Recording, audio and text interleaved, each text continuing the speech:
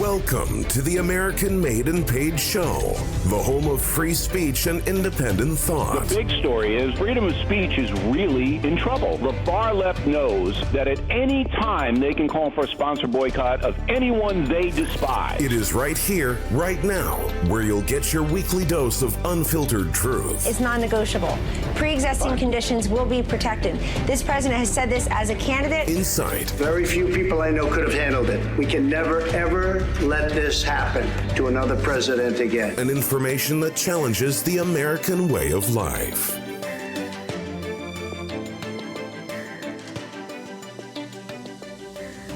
Welcome, everybody, to the American Made and Paid Show. Thank you so much for being with us today. I'm your host, Zach King. I got Professor Dreg with me as usual, and we're going to continue our discussion a little bit about the Christian left. I got to say, you know what? I'm going to start getting a little bit more animated on this podcast because some of the stuff that I've been reading about is just absolutely nuts. But we can also tie a lot of the stuff that we talk about together. So the Christian left is something that we discussed in the last episode, and it's been fronted by some pretty prominent presidential candidates, like Seth Moulton and Pete Buttigieg. That's how you say his name. I learned that from Kim Iverson. I just thought I'd throw that out there because she said it right and I didn't. But the thing we want to talk about is something that has obviously been something that the right usually pushes as being one of the biggest problems socially in our society right now in America, which is the tragedy of fatherless homes. Now, people obviously know that this is a growing problem, and it's far more prevalent in the Black and the Hispanic communities in America.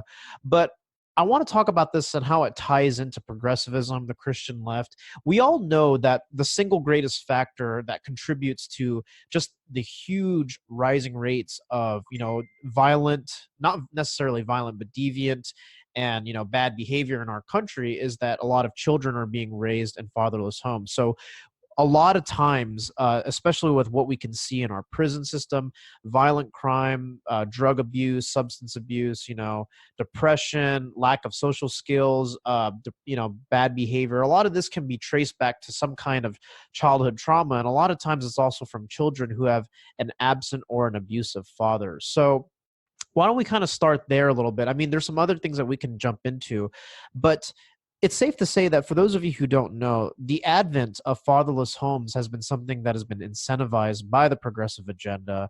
And also, let's not forget, birth control, Planned Parenthood, the incentive for abortions in low-income neighborhoods is a big contributing factor for that. So what are your thoughts on this? Well, I'll say it again. Even though I'm an atheist, the natural ally to any person who's from the streets is going to be your Christian dude, because Christian ideology is like the only way, or it's, I don't want to say the only way, but it's the most effective way to fight all of the ills on the streets. So if you have like everything that you just said, violence, because you said it's not, but no, trust me, violence is a huge problem in the streets. It just is. So violence, lack of education, mass incarceration, all stems from a progressive ideology that literally says the government should be your daddy. Mm-hmm. And they do all the things they can to make sure that the single mother is more successful than a two-parent family. Even if it's two lesbians, you'll be more successful as a single mother than you would if you're two lesbians raising a baby or two gay dudes raising a baby. That's the agenda. Single parent homes is what they want. And you got to ask yourself why. This whole idea, why is that? And so we'll get into that, we'll get into that. And hopefully, because I really want to hear your opinions on why, you think this is happening and everything else. So, yeah, well, I think that there's a lot of contributing factors. This is obviously a dialogue that can be expanded on for hours and hours upon end. Aside from legislation, right, which is something that was implemented and incentivized in the 60s, where, you know, welfare was being administered to people who, you know, into fatherless homes for single mothers. That has been one of the biggest things that has contributed to that. Now, obviously, another aspect has been just the advent of the sexual revolution, right? Because with what happened in the 60s, with birth control being readily available, and women, you could say, being able to make their own choices, what it put onto women as far as their beliefs were is that they didn't need a man anymore. They could go out, make money. And that was the big thing. It's like before birth control, people were not as promiscuous. People were less likely to be promiscuous. And people may ask me like, okay, well, Zach, how does this tie back to fatherless homes? How does this tie back to the lack of commitment in families? Well, it's because back in the day, if a guy knocked you up, he'd have to take care of you. Like that was just the way it was. You know, I don't even have to go into all the ins and outs of that, but that was just the case. Okay, let me interrupt really quick. But see, what you hit on something very important, this whole sexual revolution thing, because what does it do to a man? See, now, in the old days, men weren't so horny chasing women as they are today. So when you're chasing women, and you're just gonna bone down any person you can see, well, guess what? If you can pay $300 a month or $200 a month, which is like, that's, I know that seems low, but on the streets, these dudes can't get a job. So, you know, the courts are gonna mandate that they pay only $200, $300. So if all you have to do to be a father is pay $200, that's a small price to pay for your freedom to keep chasing tail, because it's an addiction. Right. So, you know, now you're dealing with an addiction, and it only costs $200 a month to shirk all of your responsibilities, and boom, I could be a father, but according to the courts, I'm a dad, but in real life, you're not, because you're just chasing tail and you're thinking $200 is going to save you. And it's not, you know. Well, the thing is, there's a lot that we can go into in a lot of detail here, but I think to focus on just the whole sexual revolution in itself, you could say that, yeah, there was traditional religious ties that our country used to have, where it was just kind of like, you know, don't have sex until you're married, which obviously is something that I stand for now. After knowing what I know and going through what I've gone through, I do think that people should abstain until they're married. I'm definitely not somebody who is the virtuous individual who should be saying this, because I have definitely stumbled in this area of life. Shit, I'll say it. Fuck, as I, you know, in all honesty, I don't think people like, it shouldn't be a law, right? But I honestly believe that people shouldn't be having sex, whether they're married or not, until they're like 25. Because it takes a certain amount of maturity to honestly engage in sex. It might sound crazy, but we should really be teaching our kids, hey, look, stop masturbating and stop having sex. Just wait until you're an adult.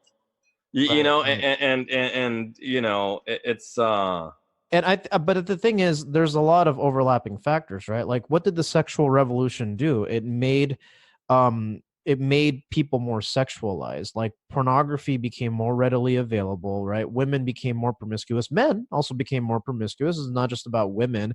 The burden of, you know, fathering somebody's child was not as much of a big deal anymore, because now with government assistance, you weren't necessarily tied to that person. I mean, you were, because if the DNA test confirms that you're the father, you know, you're responsible for some degree of compensation. But like, all of it worked together is what I'm saying. The government incentives are there. Now fathers are mandated to do this. There's no real sort of sense of morality when it comes to however many sexual partners you can have. And this is a discussion that we can have for months, if not years on end, because of that fact. But I have started my own personal journey, and this is something that I think a lot of my listeners have also noticed. It's like, I think we need to take it back to traditional values, right? Christian values, to be completely blunt. And because you have this experience from the streets, why do you think, with what you just said about how people should just wait until they're married before they have sex and have kids? Because the thing is, I could say that, right? But that's me speaking as a Christian, not me speaking as somebody who came from the streets, who looks at it from a different pair of lens. So why do you think that is? Is it a maturity thing? Is it a brain development thing? Why do you say that? It's mostly just because it's both. It's a maturity thing and a brain thing. Our brains are still developing as kids, right? So, and I know this might sound hypocritical because I literally use sex to get ahead in life. I used sex to get food. I use sex to get shelter. I use sex to make tons of money, not just like shekels, like tons of money. So, and people will always go back to, well, like at 16, you're like an adult. And that's the other thing too. You are going to see a lot of people on the left, prominent people, like that guy from the TYT, the Turks, Young Turks. Cenk Uygur? Yeah, that guy. Cenk. Yeah. I can't say his last name, but Cenk, he's an advocate for making 16 the legal age.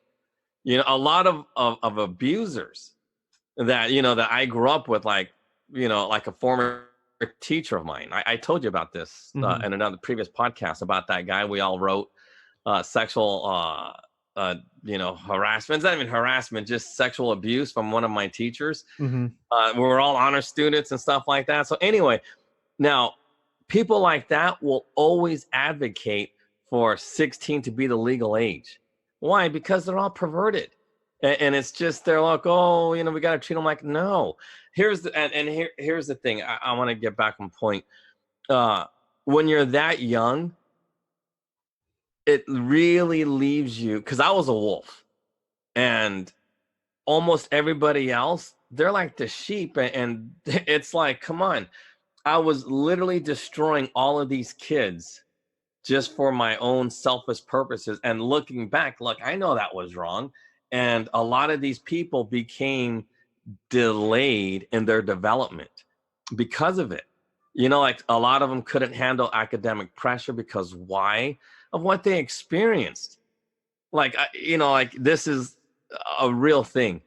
There was this girl, and she was Asian because, in the streets, it's just whatever. So she doesn't have a lot of experience with black dudes or anything like that. But for whatever reasons, because, I am mixed, well, I'm half and half. So like, you hate to say things like this, but when you're light skinned, or they used to call me high yellow, when you have that type of thing and you're surrounded by nothing but dark skinned dudes, trust me on this, you are going to get more poo-tang than anybody else. So this one Asian chick, she had a massive crush on me.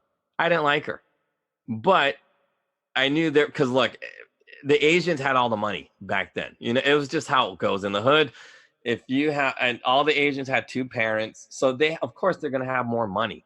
So I knew that. I didn't like her. So what did I do? I kept conning her into believing I was into her without even messing around with her. I told her like this, hey, look, if you're with this one guy, I'll go ahead and be with you because he's like my best friend. And you go ahead and be with my best friend, and right. I'll be with you afterwards. Why? Because, he's a virgin, and, he's never had sex, and da-da-da-da-da. That sounds like some pretty evil stuff you used to do. Yeah, of course. So anyway, it was even worse than that. So the day that I set this up with this one, Asian chick, just for a place to crash and stay, I made her go with 3 dudes before my turn. And then when it was my turn to go ahead and go, I was like, well, I changed my mind. I would do that. And she was with 3 dudes thinking she was going to be with me. And I would just pull the rug right from under. And I was like, you know what? That's not me.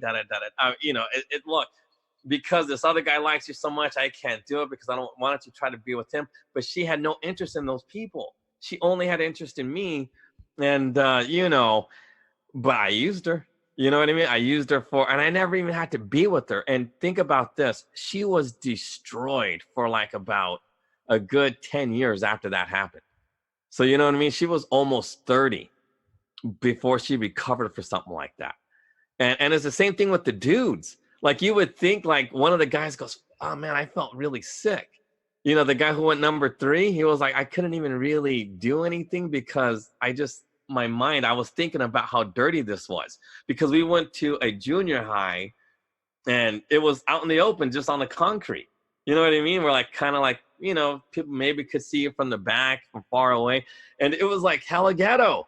But you know what I mean? And that's the thing. It's like, and so, even the guys all admitted they felt dirty and bad. And like nobody had a positive experience, but everybody has to live with that. See, now me, I don't have to live with it because I didn't do it. So how does this tie into what we're talking about and why it's dangerous? Because that's the whole point. When you're that young and you got a guy like me manipulating you into these situations where you don't want to do it. Nobody wants to do things like that. It goes against every fiber of your being, but yet somehow, some way, you're having public sex on the ground where, that's totally dirty.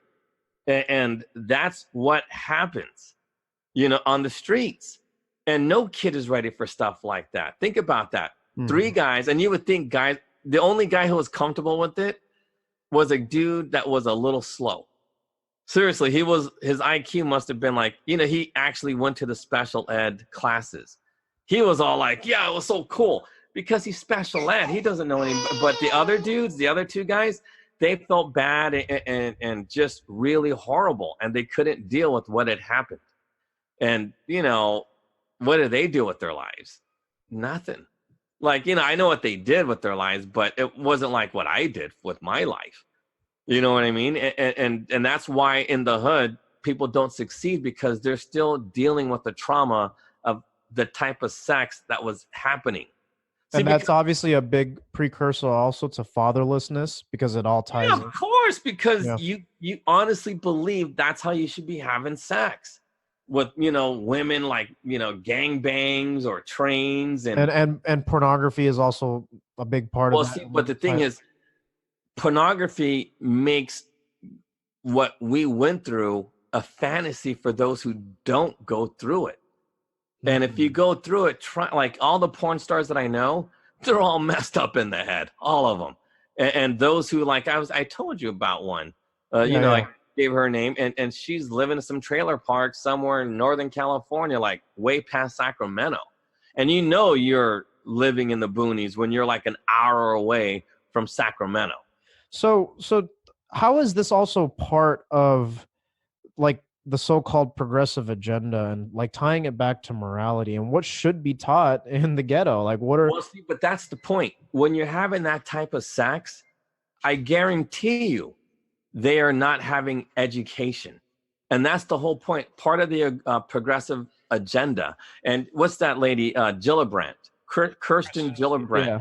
She was asked the other day on, I forgot that show, The View, what do you feel about reparations? So she said some ridiculous thing about, I'm going to commission a study for it, because we all know that there's mass black incarceration, mass black uneducation, mass, fatherlessness, like broken homes, all the things we're talking about.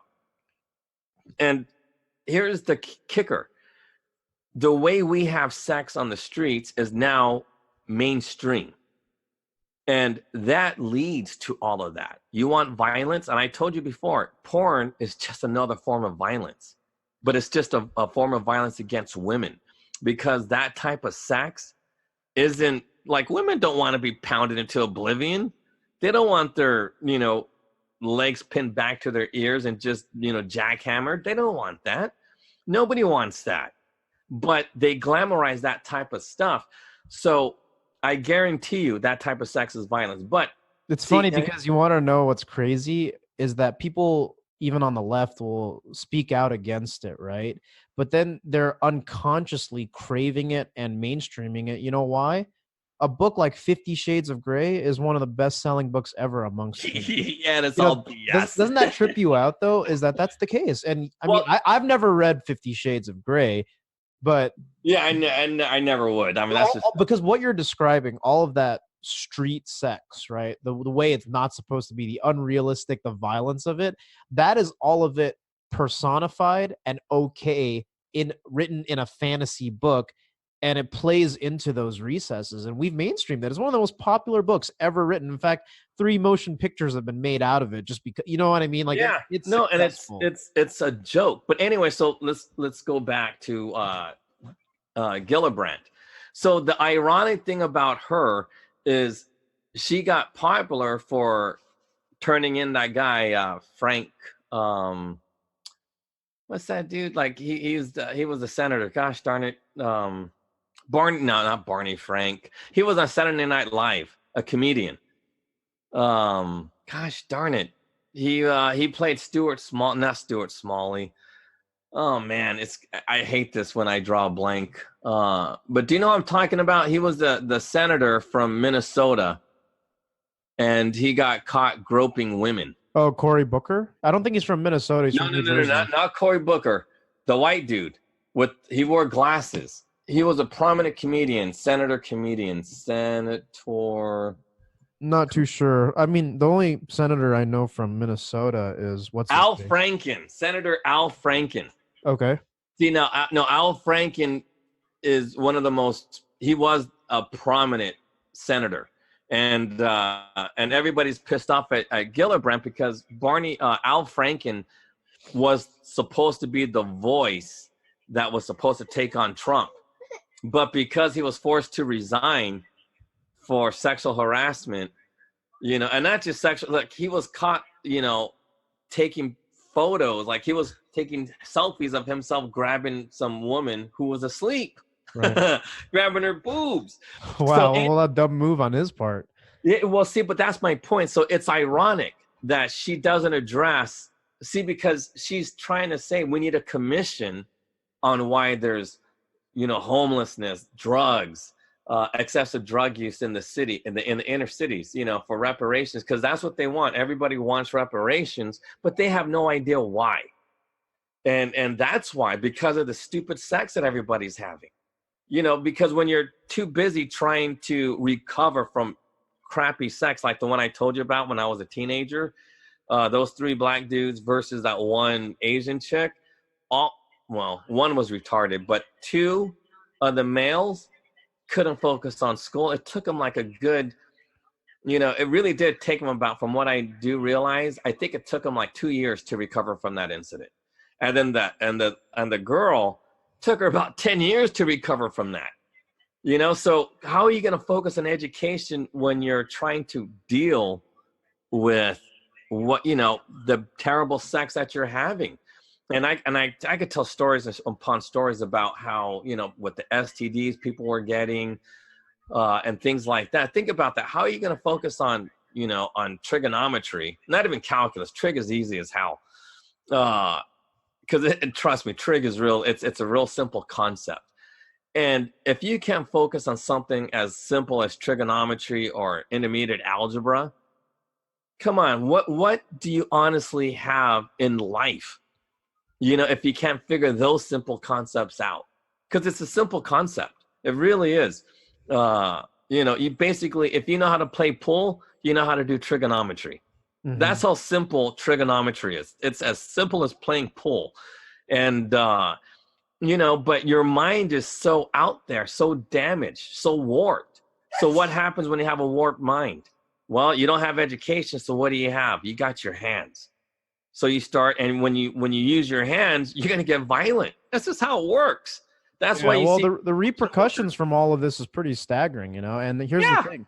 I mean, 80% of rapists come from a fatherless home. 85% of youths in prison come from a fatherless home. 75% of all adolescent patients, in abuse centers, absent without a father. And I think that it's on the basis of sex. I don't even think it's poverty. I think it's sex, because poverty, there's lots of stable families in poverty that are doing fine. Like you're not making a lot of money, but you're not committing crimes, and you're probably not screwed up in the head. You probably got religion and all that, but that's fine. You know what I mean? No one's being hurt. Maybe economically you may be disadvantaged, but I think that there's a real tie here, and it kind of goes back in that. So there's a fatherlessness. There's also, divorce. That actually is the same thing, because it is the same thing. It's the same thing. It's the same thing, because I've learned from my perspective, and tons of people disagree with me on this. Tons of people are just like, no, you don't know what you're talking about. You clearly don't know. And I'm telling people, I think it's because we got messed up in the heads when we were young, exposed to lots of women, if you're a man, lots of porn, lots of masturbation, that people think getting married is going to solve their problem. But then a month later, they're back on porn. Their wife asks them why they're still back on porn, and then maybe she's struggling with it as well. And it's like that's why it's like 50% of these unions end in divorce. I think it has to do with also just how women are these days and how men are, but I also think it's because of that. Like, think about it. This is statistically true, and it's something that Stefan Molyneux brought up himself, which was like, if you are a virgin and you marry a woman and she's a virgin, right, regardless of faith, 90% stays together. Like that's you know what I mean? But you're correct on that. Here are the things that make people stay together, because I know people, God or no God, you stay together. Yeah, no, but that's the truth. Now, because I want to kind of correct that stat about 50% of marriages now. I believe that number is shrinking by a lot because people are learning. Because there's basically, like, I don't know why, but I like to break things down into four. Or men aren't getting married. That could be another reason. well, no, but they are. But here's the thing. This is why it's hard to get married. And I believe this is like a biblical type of a deal. Because again, I don't know how, but the Bible knew this for a long time. Like, it's amazing to me. It's like these are the most amazing coincidences on the history of the world. Not a coincidence. About equally yoked. I don't know if you heard that expression. Yeah, that's that. I was gonna bring that up, but I'm glad you know it. Yeah. So that's the thing. But it's true. It's like whole equally yoked thing is basically, I broke it down to 4 things. You got to have the same experiences. So you have to be at the same level in your life. Yeah. You know what I mean? So like if you have high debt, then your wife should have high debt as well. And then you guys work together to get out of it. But here's the thing. You guys got to have the same type of religious background. It's really difficult for a Jew to marry a Muslim. Of course. No, well, but it happens here in the States all the time. Like, you'd be shocked at how many interfaith marriages there are in the United States. Yeah. I know. In fact, say your 4 things, because I have 4 things too. I want to see if they line up. Because okay, so that's one. Right. But the other thing too is you got to have the same type of intelligence and ability to have logic. So, and that's another way of saying have like the same type of education. So like if you're a PhD, you got to marry somebody with a PhD or a master's or somebody really super smart in order for you two to get along. So not only do you have to have the same type of spiritual background, but you also have to have the same type of education background. And then the same thing with money. You got to have the same agreements with money. And, like if you're broke, marry a broke person, because if you marry somebody rich, man, you're going to be screwed. And you really are, because that person. Well, a lot of men marry broke women all the time. Like but that's not right.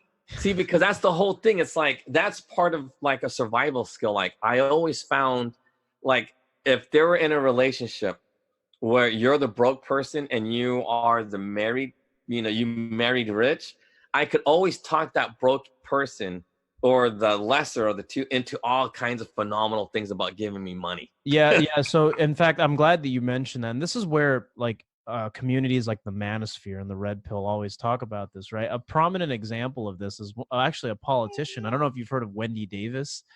I don't know if she is. From Texas. And she basically was broke, married a rich guy, and like after he paid her last student loan, like this girl was probably like a couple $100,000 in debt because of law school, but like literally the day after she divorced him, took his kids. Like it's just wow. Oh man. See, I this type of stuff. Stories, I know, but this stuff happens. But actually, to go back to your point about what I just curious, is she a liberal or progressive? Democrat, liberal. Yeah, I knew it. But she was a Republican 10 years ago.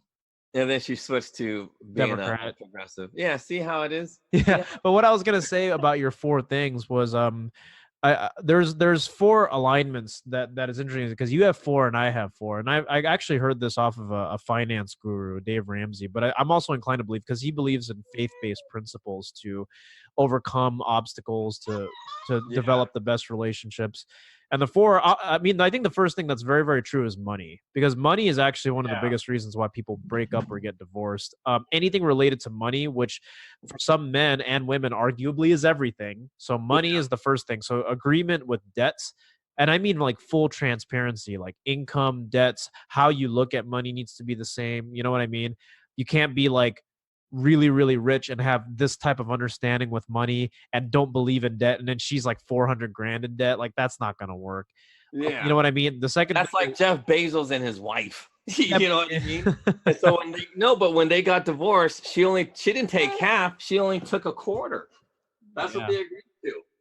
And then the next thing is children. It's like if you don't agree with that, well, forget it. And then I think it's in-laws, I believe, is the other thing where your family, you got to be in agreement to some degree with in-laws. With kids, like you gotta agree. Yeah, exactly, dude. I don't know how I missed that, but that's very true. Kids is absolute. And then the last thing I believe is faith. But I think faith should be first, because here's the thing: if you believe in something and the other person doesn't, it's not that you can't get along. There's tons of marriages like that, but you won't be equally yoked, as you said, because you know how you told me a while back, conservatism is about building.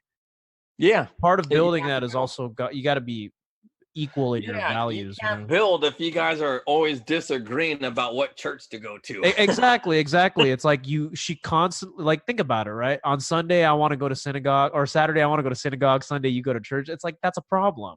Yeah, you can't. No, but I've taken advantage of many, many married women because of that. That's what I look for. These are the things and those are the four things I look for. So like, if I know they're not the same religion, you can easily take the wife, easy. And you can get her to give you money. And like this one person I knew about the kids, that's why I'm surprised I forgot about that. She never wanted kids. Oh. And her husband wanted kids. So she felt that she was forced to have kids. So, and the reason why she didn't want kids is because she wanted to save her body. And so she felt very ugly, and you always see that. And so you could easily manipulate. Oh, don't worry. Oh, you're so beautiful. Oh, this and that. Just, dude, like totally scamming her. And because I made her feel so beautiful when she felt so ugly with them stretch marks and all this other crap that happens. Wait, so she had children even though she never wanted kids? Yeah, she never wanted kids. But I must have milked her for like a good 25, 30K because of it. No, but dude, like I'm telling you now, like people, like when I say I made money. Just manipulating, with sex and manipulation of sex and people. Because why? It's easy to do when you really understand. And again, I was a kid. It was a way to survive because everybody trips. I was like, nah, dude, but you always had a lot of stuff. I'm like, yeah, because I was boning down a lot and it wasn't free. People felt sorry for me, so of course they're going to give me money. I make them feel beautiful. Sounds like you were a bit of a male hoe. Yeah, like a gigolo or something like that. But, we never called it that. It's just business. You know what I mean? But that's how you understand business because with that money, because everybody tripped out like, dude, like you were just working at a gas station. How could you afford to buy property? But that's how you buy property. That's how you do businesses because you have to get capital. And that's why I'm so for reparations, because I know without a doubt that, our family background and everything else, like we're owed that money, taxes were like because I know a lot of people say taxation is theft, but it was theft to the African-American community because why? We were being taxed at 91% to 100%. We had 100% death tax for a super long time from, the 1913s all the way up into, the 70s, and that wasn't right. So, and all the kinds, like people don't get it, like how taxation really does apply to certain communities. It's not equal. Whites never been taxed the way blacks were taxed. So, but anyway, I don't want to get into this whole reparations thing, but going back to Gillibrand and fatherless homes and whatnot, see, she's describing all of the ills of fatherless homes, but yet she didn't say, look, it's because of the sex that everybody's having. Yet she's the one that turned in Al Franken. You know what I mean? And the other dude, like those two people she turned in and asked for their, resignation. Arguably, it's going to be the hardest thing to give up. And it's actually the one thing that the feminist revolution has based its ideals off of. Think about it, right? Well, no. But let me put it to you like this, even more in depth, and how much BS this feminist revolution is. Gillibrand is the one behind this whole, look, I have to stick up for women. And she's right for doing so. But yet nobody's given money to her because they don't agree with it.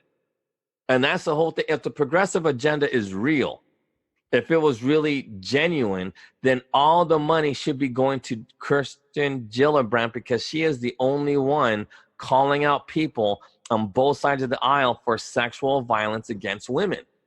But I'm not kidding. Joy Behar was like, Al Franken's my friend. And, he was the voice needed to fight Trump. That's how it works, man. Just like Harvey Weinstein was Oprah's friend, and all that. Yeah, no, but that's my point. It's these people are full of it. They don't care about sexual violence against women because they know that's what leads to fatherless homes. You need violence against women in order to have the male removed from that home. Do you see what I'm saying? Yeah, without sexual violence against women, there will be no. And there's no validity to your so-called Me Too movements. Yeah, forget about the Me Too movement. Forget about that.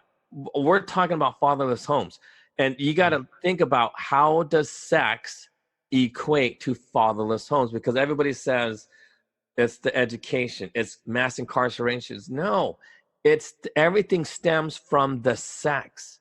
So we have no education because we are having sex. Why are girls at 12 years old having sex? Why are 12-year-olds getting pregnant? Think about that. Yeah. Why are 12? I mean, it doesn't happen in the white neighborhoods or in the Asian community. No, but it's true. You don't see. It doesn't. It does. It's not very common. It's not very prominent. But it's prominent in the hood. You could be Vietnamese in the hood and you're gonna get pregnant. Anybody in the hood, you're gonna get pregnant at 12. Race don't matter in the hood, huh? Yeah, no, hell no, it doesn't. In fact, the more different you are, the better chances that you're gonna get in. Like what happened to that Asian chick. She got done by 3 dudes at the same time at some junior high. You know what I mean? That's messed up, man. Yeah, no, but think about it. It messed her up. Yeah. But that's my point. That leads to violence. That retards your development. It really does. It retards your development. Sex at an early age retards your development, even at 20, 21, because when you should be focused on education, going to college, doing something great, you're too worried about getting laid. So that terrible, terrible sex that you're having as a kid, as good as it feels, but doing heroin feels good, but it's bad for you. Sex at a young age feels good. It's the best feeling in the world, but it's bad for you. Just like sweets are bad for you. It's funny because you're probably the only atheist I've ever met who is talking about sex from the perspective almost like a conservative, like Christian preacher. Because that's basically what they say.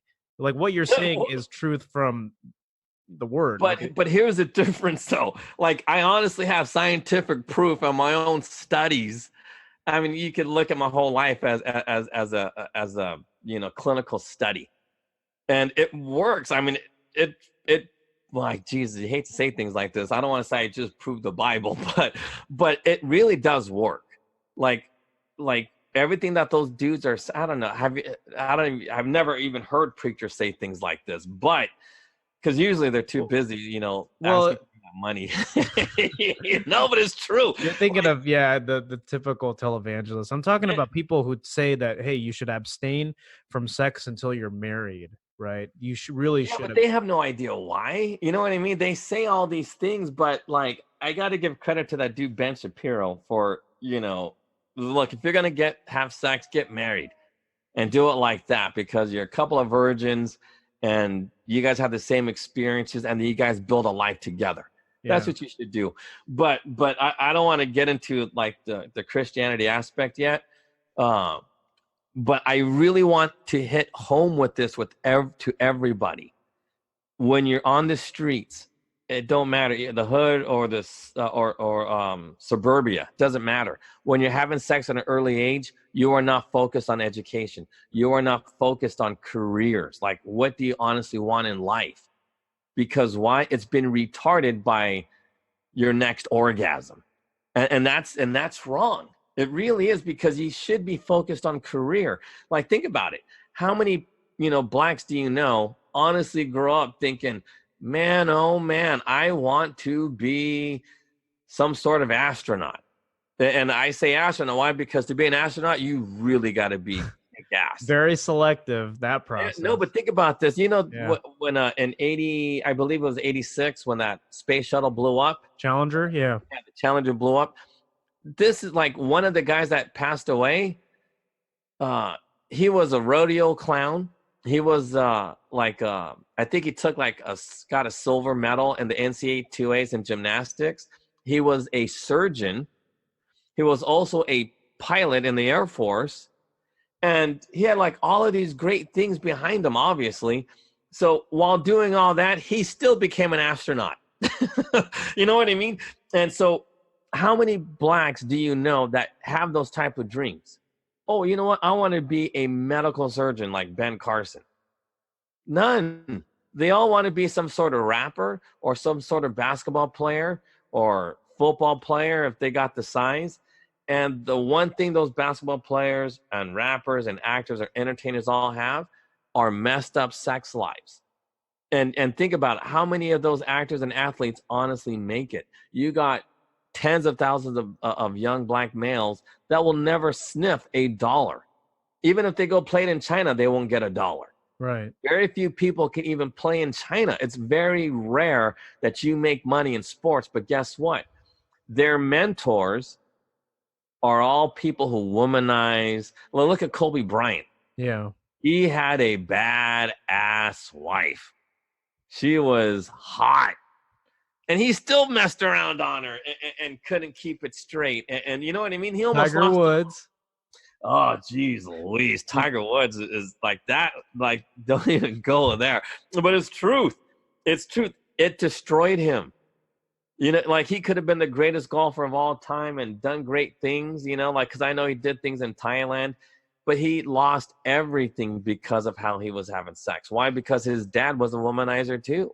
Yeah. His dad was a womanizer, and it kind of passes on. Because that's the thing, like, sex really can destroy a person if you can't control it. And I'm telling you now, what made me so good was I always could control my sex.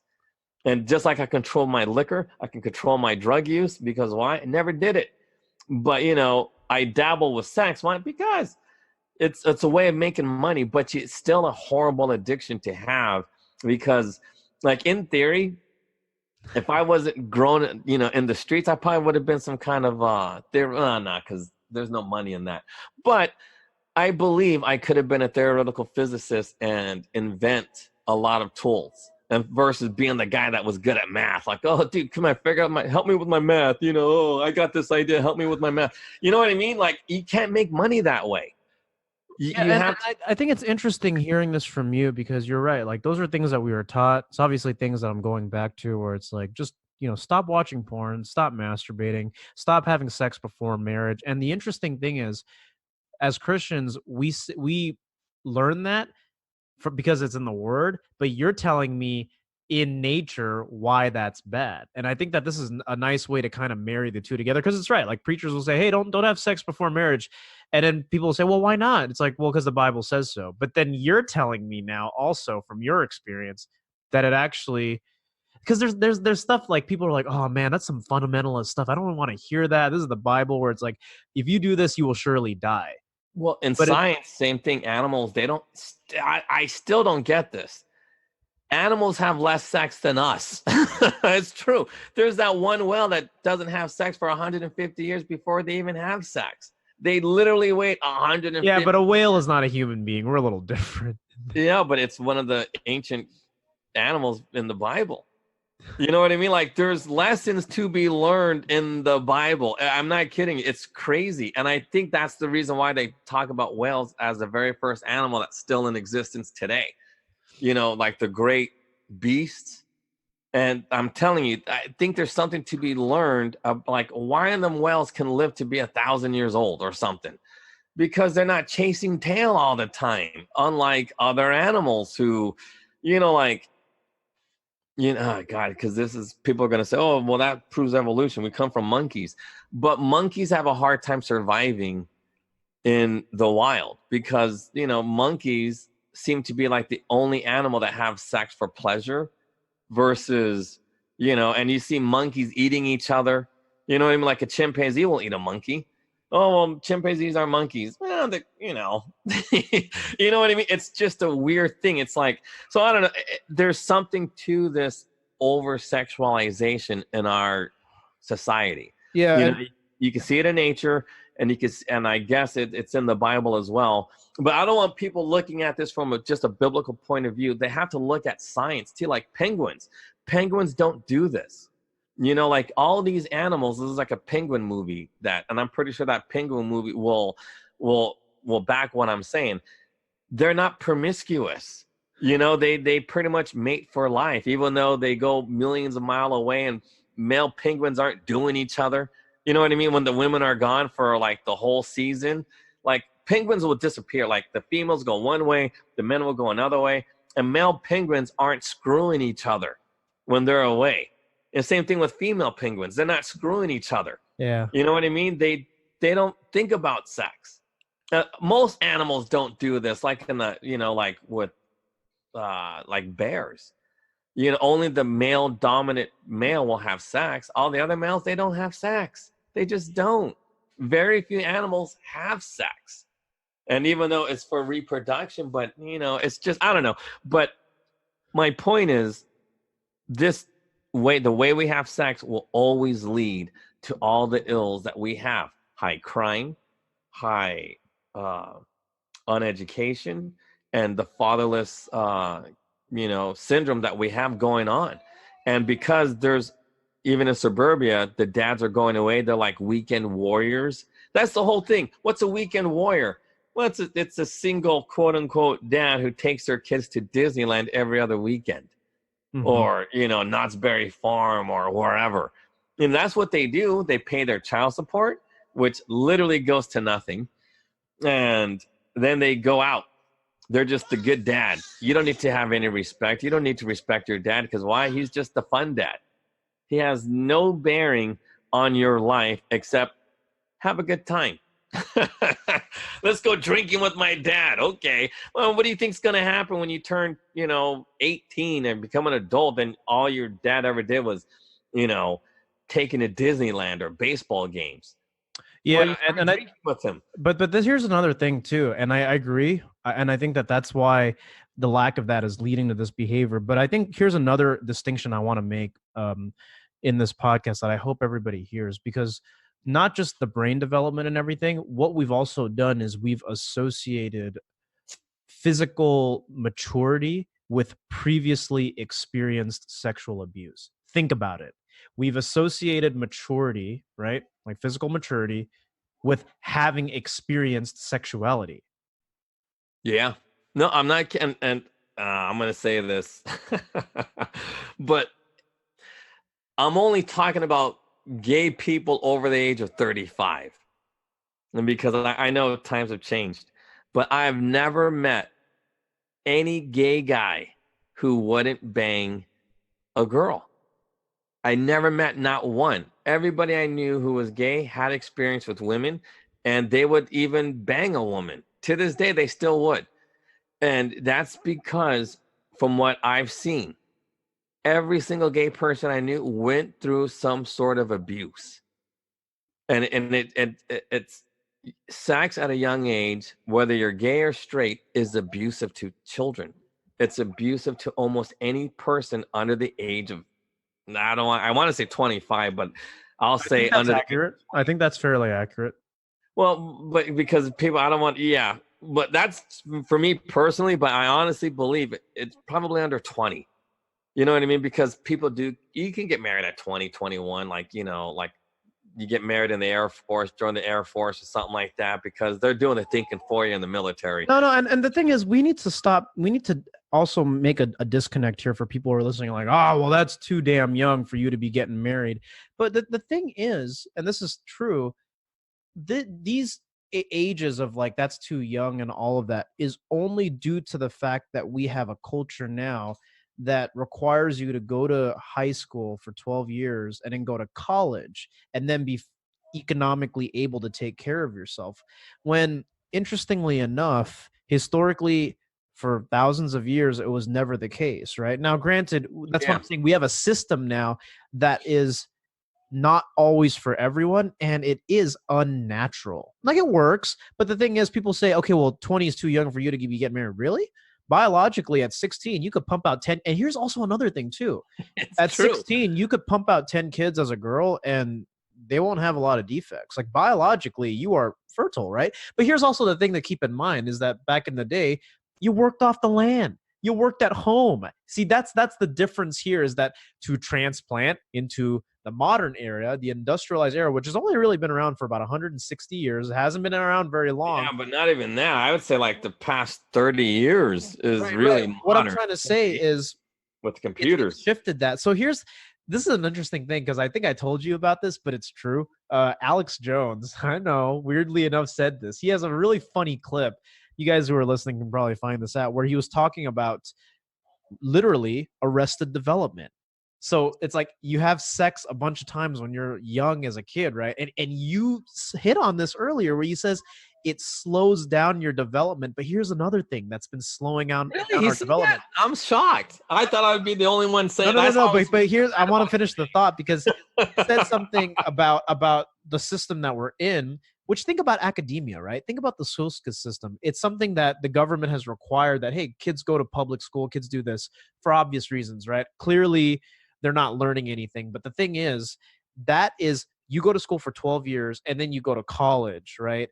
And, forget like student debt, all that stuff that plays into it. But the thing is, when we look at people in the old days, these exceptional people where it's like, hey, they were leaders at like 22, like, George Washington was already a soldier at 17, or Thomas Jefferson had written had 4 degrees, written all these books by the age of 24, and was the leader in Virginia and all that. That was actually normal for people back then. It was normal. By 20, you were married and had a bunch of kids. It's just that you want to know why? Our system has made us slow. Like, you have people in their 40s that are still paying off debt, right? So we have been stagnated. What? No, you gave me an epiphany just right now about what you said. The difference from now and then is people knew how to think. Everybody knew how, like, they had a thought process. They knew how to use logic back then, what you described. That's why they had all these different degrees and they did great things at such a young age. But now, and this is now, like, now I understand why you say like 160 years, like whatever. And here's the thing. Because think about this. And now this is a weird thing, because I always picked on medical doctors. Like when I was a kid, I always focused on if you can find a medical doctor, they're easy to manipulate. But here's why, because they're not taught how to think. I mean, they have a medical degree and they cannot think, because think about it. When they're born, their parents think for them all the way up until they get into kindergarten. They get into kindergarten. Guess what? The kindergarten teacher now tells them how to think all the way up until they graduate high school. They are taught and told how to think, because they have to get into medical school. They have to get into the great university. So then they go to the great university like Stanford or Harvard, and all those people are telling them what to think and what to do to get into medical school. So they're not thinking. Harvard is now thinking for them. Stanford is thinking for them to get into medical school. Once they get into medical school, guess what? That medical school is telling them how to think, what to do in order to become, to qualify to become a resident. And then once you become a resident, you got to follow some doctor, and he's going to tell you how to think. And by the time that all happens, you're done with school, done with college and everything else. You never had an original thought your entire life. And now you're 30 years old, making tons of money, and you don't know how to think for yourself. Seriously, you don't know how to think for yourself because people have been telling you what to think since the time you were born until you're done with your residency, and now you're some 30-year-old kid. You know what I mean? And you could easily take advantage of medical doctors that way. And very few people are taught how to think, and that's the difference. These people are not being taught how to think. Because why? It goes back to that sex. The sex they were having at such an early age retard their thinking process, and therefore they rely on other people to do the thinking for them. Every profession is susceptible to this. It's funny because it's like, I never knew that until just right now after what you just said. But that's a good, I'm like putting this into perspective, and I'm like, wait a minute, this is true. And I'm going to be completely honest on this podcast. Like, dude, I have been healed clean from like porn, masturbation, and all that. I don't think I've ever thought this clear in my life. Now, granted, I'm only like 2 weeks in or whatever, but I was like, it's almost like you go back to before you were hooked on this, this bad behavior. And you're like, wait a minute, I can wake up now. Like, I can think for once. I mean, I don't want to spout too much good stuff, but I mean, I'm in a process of recovery, and it's been great. Like, but this is the thing though. Now I got to ask you about your recovery. I mean, like, I'm curious because I've never knew. Well, I'm gonna be open about it. I'll say it on the podcast here, but I've basically made a decision to just be completely abstinent. I'm like done. I'm done with like pornography and masturbation and all of that, at least just because I think it's truly robbed me of a lot of potential, a lot of the ability to formulate long-lasting relationships with people. And I've already admitted this. Huh? I want to know the specifics. Like, what are you doing? Like, what are you doing? I have to pray every single day. I have to like meditate, pray, read the Bible. That's the only way to fully keep it at bay, because people think that you can overcome this type of stuff on willpower alone. And believe me, I've tried that for years. It doesn't work. But if you cast it out, right? It's like if God removes that from you, dude, I haven't had an urge. I'm serious. Like, I am completely convinced that I've been healed. Like, and people listening to this are going, "Oh, this guy is crazy." It's like, no, I believe it 100%. No, like I'm listening to him, like, I can't believe it. Like, no, but that really does work. It does work. It does work. And here's the thing: people think, well, what's going to happen when I'm alone and I'm feeling real horny and everything? I couldn't believe it either, but I don't even feel it anymore. But no, but you want to know day by day thing. It's an everyday thing. Like we talked about AA. It's the same deal. Day by day, every single day, decide not to. Yeah, no, but you know what? I do remember I used to separate the people from their religion. That was like, I was good at that. I was really good at separating. Oh God, like when I really start thinking about things, I guess, yeah, like, cause I remember that. You have to separate people from their religion and their belief system in order to take advantage of them. It's just how it works. Well, and that's why if you did this alone as a man, like, men, when I say man, I mean mankind, like men and women. Yeah. You are completely powerless when it comes to what the Bible would call the lustful passions of the flesh. It's true. It's in there. But it's like, I'm not the one who's keeping me at bay. God is. I'm not. Like that's the thing is like, I already know that I couldn't do this alone because, dude, like all the stuff about streaks, like on willpower alone, you're inevitably going to fail. You will fail. Like, it's just a matter of time. It's like if your willpower is 60 days, 90 days. But that's why AA works. And what I'm doing, weirdly enough, is a form of that.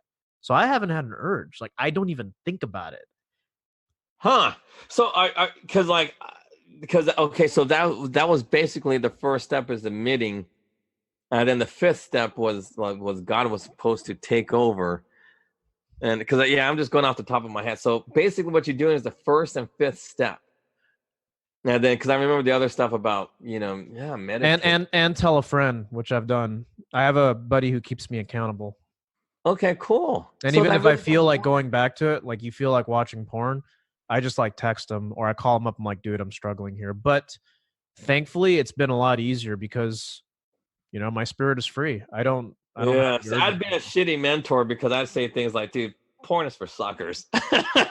No, but it's true. Like, I don't believe in masturbation. I think it's a waste of time. Yeah. But it's just something I always knew that was innate in me. Well, maybe too, because because I can tell you this, like, because this dude, we talked about his suicide before, the dude that killed himself on New Year's.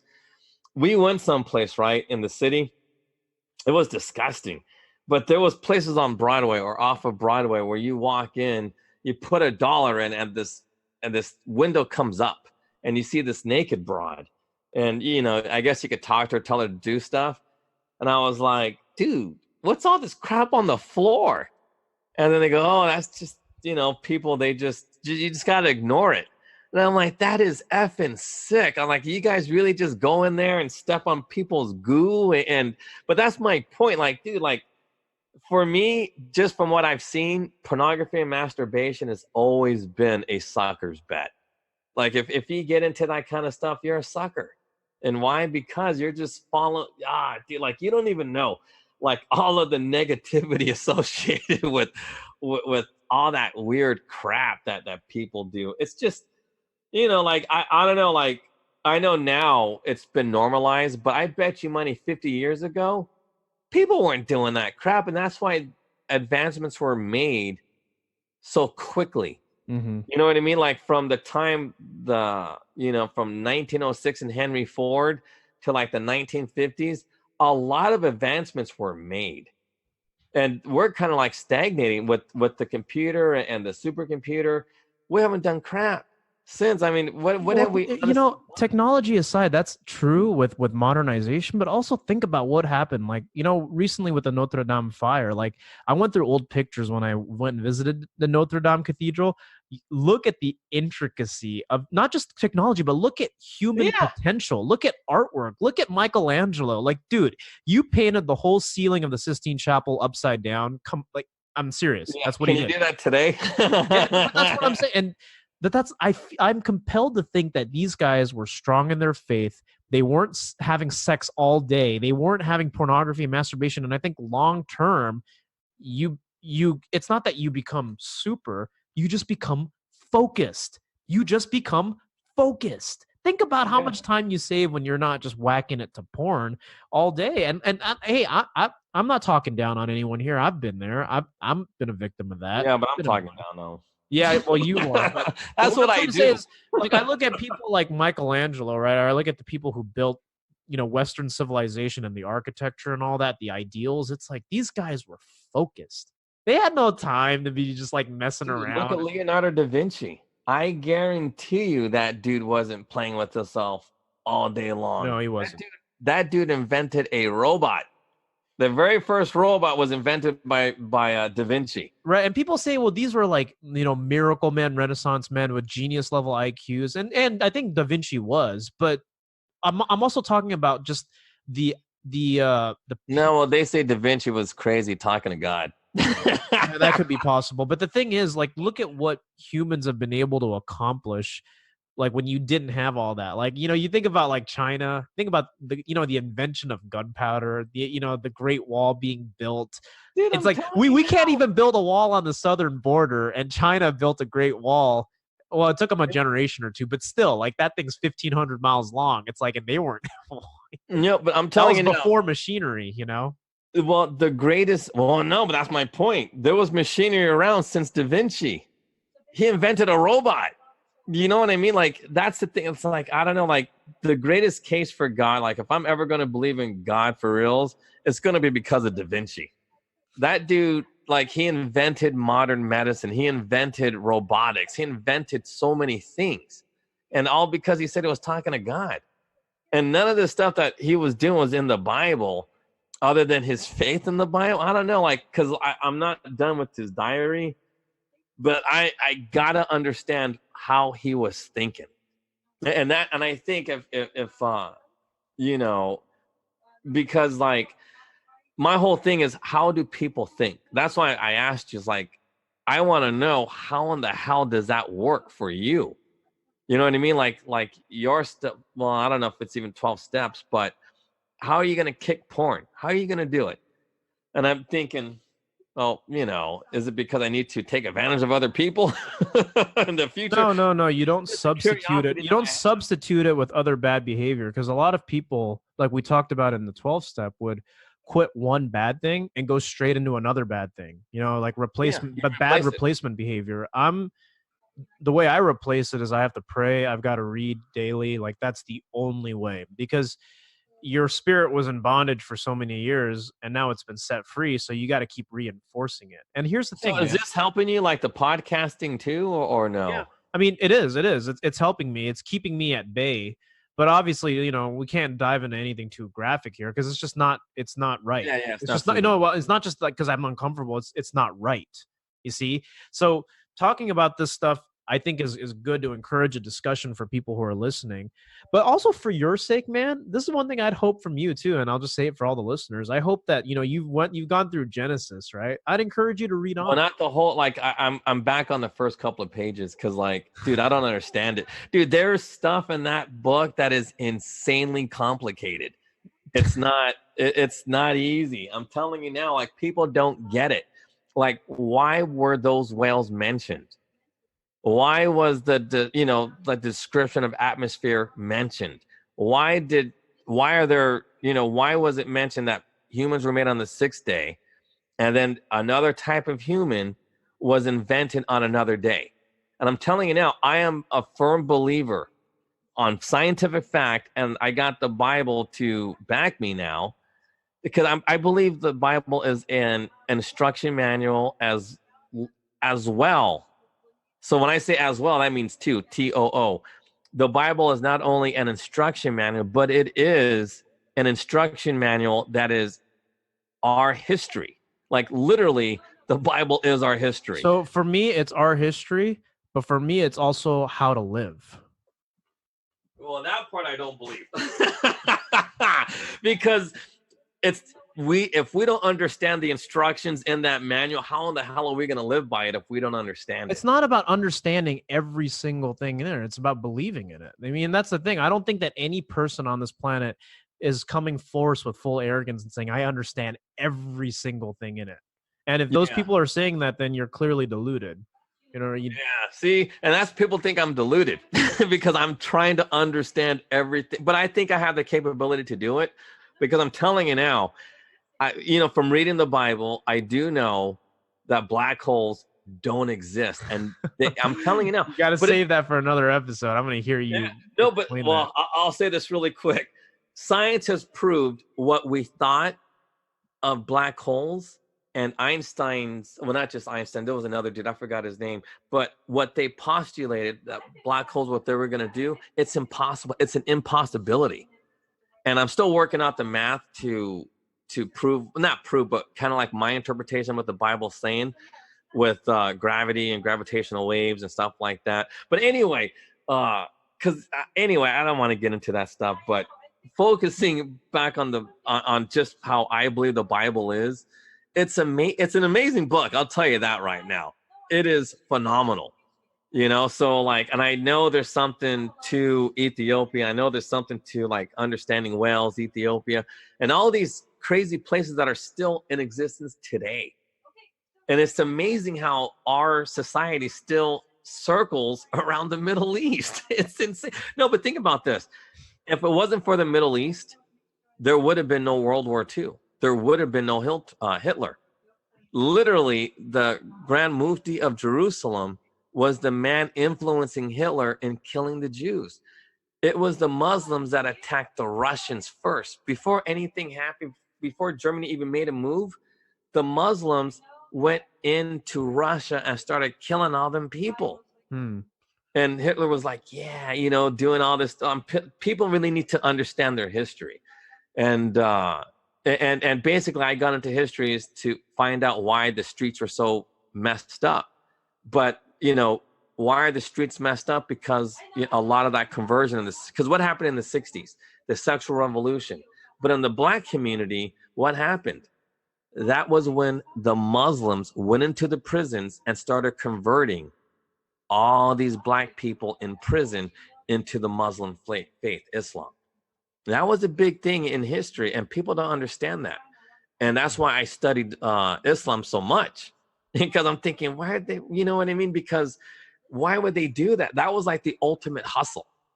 Just like how Democrats did the ultimate hustle too, by pretending that being a racist and progressive ideology was good for black people.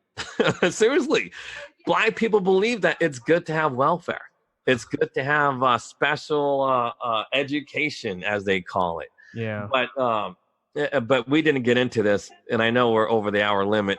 But the whole thing with Kirsten Gillibrand and all these people spouting these progressive ideologies about, reparations and fixing the education and stuff like that. But here's the thing.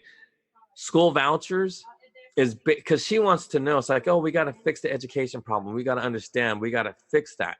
But that's the thing. We are segregated. To this day, blacks are segregated from white schools or Asian schools at this point, because you want to go to an Asian school. You don't want to go to a white school. Yeah. But blacks can't get into those schools because they don't live in those neighborhoods. And as long as they're segregated by neighborhoods, they're never going to be able to get a good education. And that's why school vouchers are so important, because a good educated man is going to be a good father. Right. Eventually, but nobody wants the solutions to bring the fathers back into these homes. And the only way to do it is by destroying every single progressive institution that is in this country. And it goes back to what we said yesterday. The Christian left is making their move to become more like Nazi Germany now, because why? They successfully taken religion and God out of our life. Or twisted it. No, they're taking it out. Yeah. It's not even a twist. They totally removed it. Because how do I know? Because I was doing that as a kid.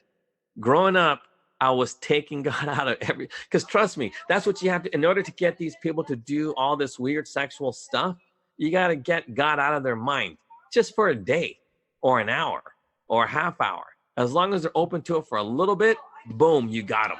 And they have been able to do that. You have to take God out. What you call twisted isn't God. It's just, yeah, it isn't. Yeah. It's a twisted ideology of their religion and their belief system. Yeah, and I've been saying that on this episode. For most episodes, I'm like, we've taken God out of the equation. We've taken God out. No, but you're right. So now I'm going to say you are correct. Because I've literally said that on the first week's episodes about progressive history. It's like, what's the difference between now and then, right? Forget government, forget legislation, forget party affiliation. What's the major thing that's changed? No more God. That's it. Yeah.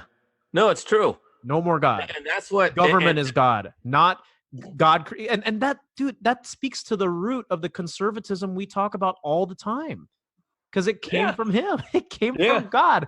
And now that he's gone, it's like, a lot of prominent atheists and progressives and, they all got together and were like, hey, you know what? We're God. So now we're going to create freedom. We're going to construct what we think is economic justice, social justice. Yeah. That's why you got everything you got, because it's all based off of the morality and the arrogance of man, not on unalienable rights. And unalienable means from your creator. If you don't want to use God, it came from a higher power. The laws of nature. Laws of nature. Yeah, and I'm telling you now, those laws are really described in Genesis. It really is. It's like, it talks like the first couple of chapters in that book, nothing but the laws of nature. And that's why, I'm really trying to study this really hard, because if we want to understand the laws of nature, you got to understand Genesis. You really do. And you cannot twist Genesis, because if you do, then we're never going to understand it. Because here's the thing. Think about this with evolution. Why do people believe that we come from apes or monkeys or gorillas? Well, it's racism. It was one person's racism. Well, no, I know that, but why do everybody else believe it? All of these people who believe and study dinosaur bones and believe that oil comes from dinosaur bones and fossilized fuel or whatever, which is all crap. But why do people believe in that? Seriously, we have the history and the science to know that no monkey has ever spawned a human. Seriously. No monkey has ever spawned a human or gorilla or anybody else. We were not, I honestly believe, after reading, Genesis and believing I understand it a little bit better than most, I honestly believe that we were created. Like, honestly, like we came from somewhere. Like we were literally created.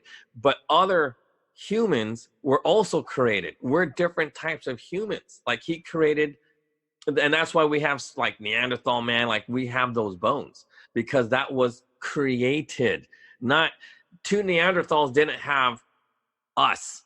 You know what I mean? Like we don't come from some kind of caveman. I mean, we do, but not like a Neanderthal man or Java man or whatever you want to call them. Those are different types of humans. Yeah, I think there's some validity to that. I can't confirm it, but you're right, because I think where you're getting this from, when we talked about this, was God created men, beasts of their kind, on the sixth day. Then he created Adam after all of that. Way after. It was way after. Yeah. Way after. And those humans that's where we come from. We literally come from Adam and Eve stock, and not the stock from the sixth day. The sixth day is what we see in museums. Seriously, that's what you see in the museums.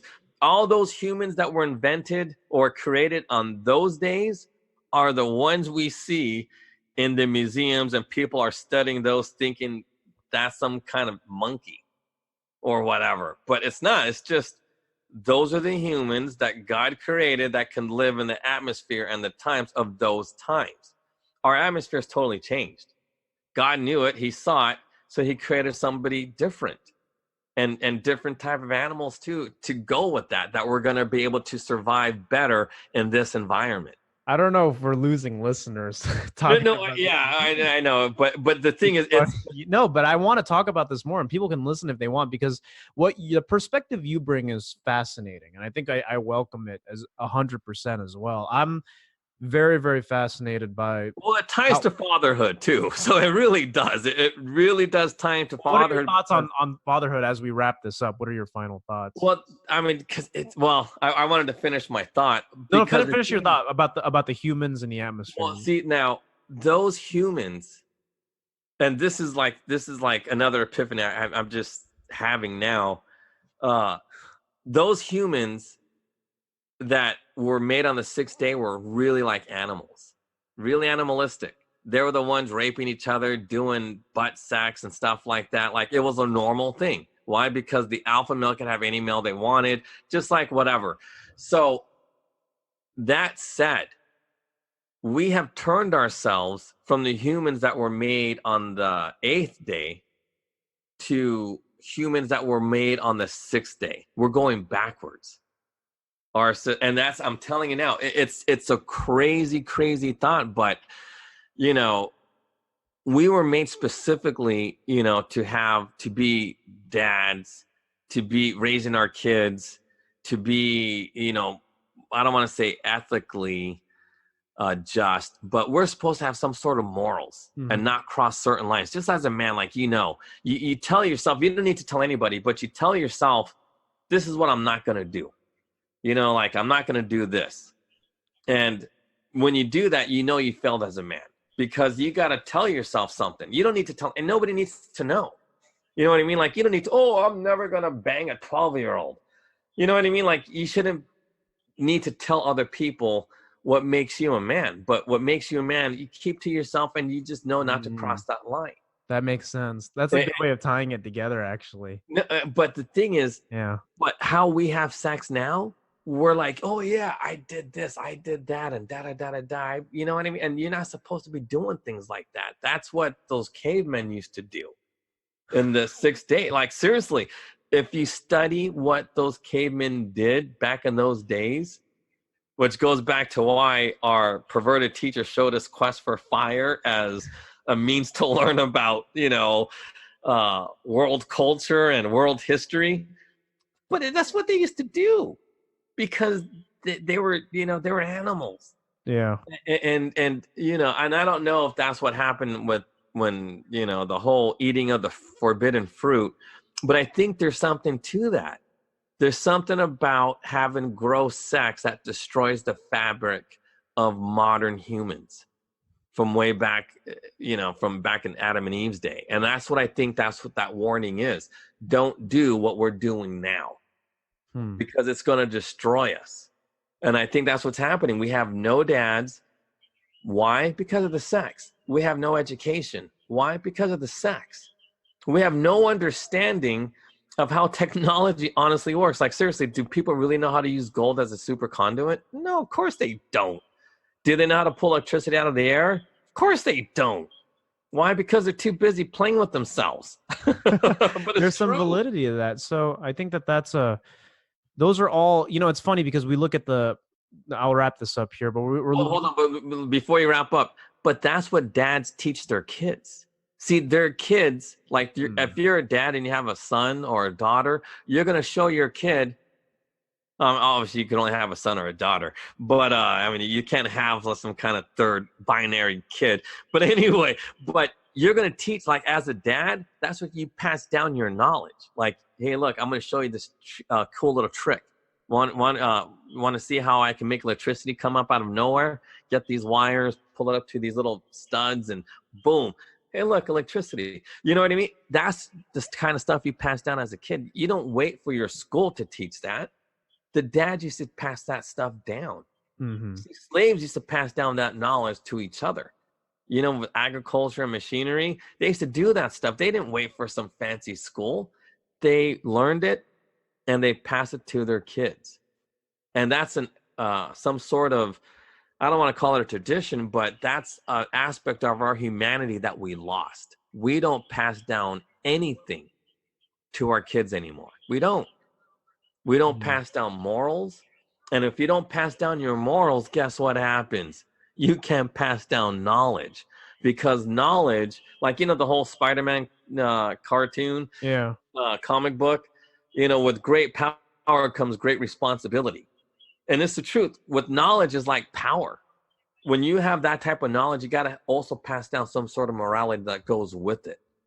And because you just don't create electricity and just start blowing things up with it. You know what I mean? Because you can show, like, your kids how to do that. Yeah. But anyway, yeah, so I'm telling you now, with bad sex will come bad parenting. I guarantee you that. And until you get your penis in check, I almost said something else, but until you get your penis in check, you can't be a dad. Or your vagina in check, you can't be a good mom, because you're too busy chasing your orgasm versus teaching your kids to be good. And that's what keeps them out of jail. That's what makes them become, a really good medical doctor that has the ability to go into outer space. Yeah. And be a rodeo clown. That dude was also a rodeo clown. He had time. Not only was he a gymnast and all these great things, he had time to be a rodeo clown, a circus clown. That's insane. Yeah. Oh. That's a real life. That dude, when he died a full life. And, pilot, surgeon, gymnast, and a rodeo clown. He had a good life. That's what life should be like. He was, well, I don't want to say he was like God, but come on. With all that ability, he was able to do things that only God had seen. Seriously. He went in outer space. How many people get to see space? Not many. Yeah, exactly. Sure. But if you concentrate your mind, you could see things that no man has ever seen. But either way, okay, you wrap it up. Yeah, but that's well my said. conclusion. Yeah, well said. No, those consequences are true. And I think that when we see things like poverty, alcohol abuse, those are all just very, very surface level symptoms of very, very deep seated things that we've been robbed of. And I think the whole sex thing is true, because that's something we're going to keep talking about in future episodes. I'm overcoming it, and I don't think I've thought this clearly in a long time. So I'll keep everybody posted on that. Thank you for listening to the American Made and Paid Show. This is the consequences of fatherlessness. And I think we did identify the root cause here, but hope this sits well with all of you listeners, and hope you guys have a great day. We'll see you soon.